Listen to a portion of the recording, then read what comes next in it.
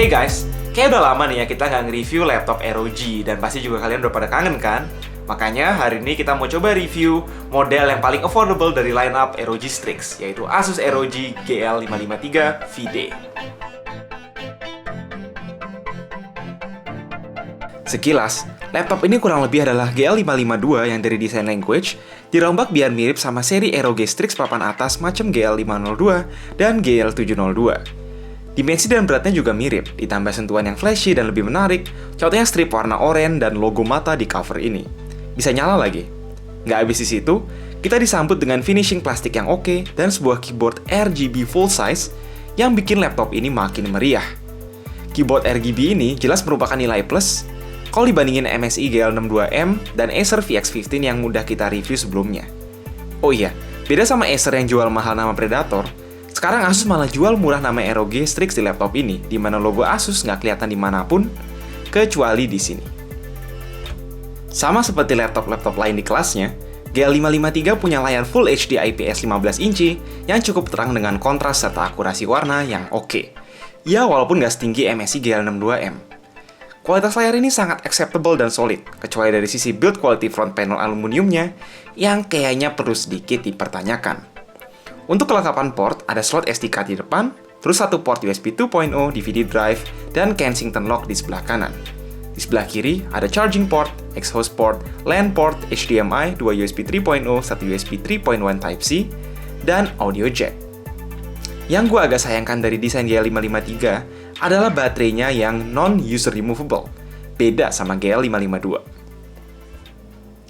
Spesifikasi GL553 VD yang ada di video ini sama persis dengan GL62M yang pernah kita review, yaitu Core i7 7700HQ yang dijodohin sama GTX 1050, tapi dengan VRAM 4GB. Di samping itu, ada RAM DDR4 8GB yang bisa di-upgrade sampai 32GB, harddisk 1TB, dan opsi buat masang SSD M.2 dengan support NVMe. Beralih ke performa gaming, GL553 sanggup nge-push Dota 2 sampai sekitar 100 FPS di settingan maksimum, dan Shadow of Mordor sekitar 40 FPS di settingan ultra. Tapi, untuk game yang lebih berat seperti The Witcher 3, lu sebaiknya nurunin setting ke high atau medium biar bisa main lancar. Walaupun cuma punya satu kipas dan satu exhaust port yang agak berisik, manajemen panas di laptop ini cukup fine. Suhu CPU dan GPU stabil di kisaran 65-75 derajat Celcius, di mana gue nggak merasakan panas yang mengganggu di atas touchpad ataupun keyboard selama dipakai main. Ya, kecuali mungkin kalau lu kidal dan pakai mouse di kiri, which is di samping exhaust port. Bicara experience, fitur yang paling stand out dari laptop ini adalah keyboard RGB dengan 4 zona warna yang dengan gampang bisa diatur via Asus Aura.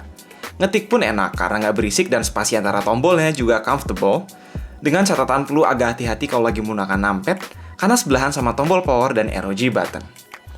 Overall, gue puas dengan keyboard dan juga touchpadnya yang nggak kalah enak.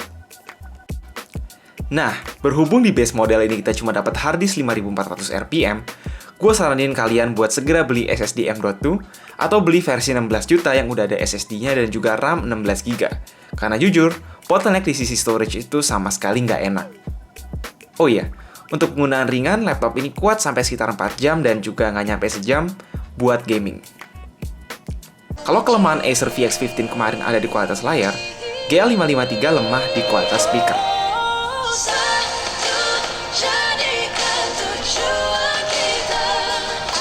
Suaranya sangat basic dan hampir nggak ada bass.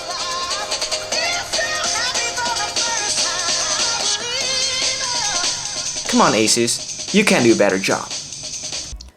Harus diakui, laptop gaming entry level yang berlabel Strix ini sedikit lebih mahal kalau dibandingin sama laptop lain sekelasnya, dan sebagai gantinya emang punya kelebihan tersendiri seperti VRAM 4GB, keyboard RGB, dan adanya DVD drive.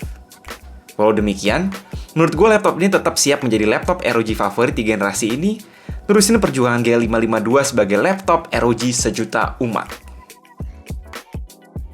Oke, sekian dulu pendapat kami tentang Asus ROG GL553 VD. Apakah menurut kalian laptop ini worth it? Langsung aja komen di bawah. Dan seperti biasa, jangan lupa buat like, share, dan subscribe. And as always, have a nice day.